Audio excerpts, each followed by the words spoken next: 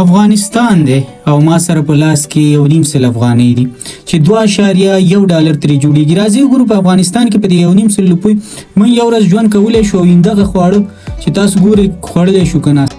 سهار ناشته مې بیا له دې شیدو سره را جوړه کړله چې ډېرې او خوندورې شیدې دي سره د ډوډۍ. نو په دې زما ښه پوره کافي کار وشو. غرمې مهال نو بیا د دغې کونړي مایانو چې ډېر مشهوره مایان دي دې ته ودرېدلم او د ده نه مې خواړه راواخیستل او دا نو بیا د یو کس ښه کار ورکوي او په دې مې بیا ځان دا نو بیا د جلال آباد ماښامی دی او دا خوندور چپلی کباب تاسو ګورئ څومره په خوند یې پخوي او دا نو بیا ما ورته یو خوراک ویللی او یو خوراک تاسو ګورئ سره د سلاد او د چکنۍ راوړل او نو دا مې بیا نوشي جان کړل.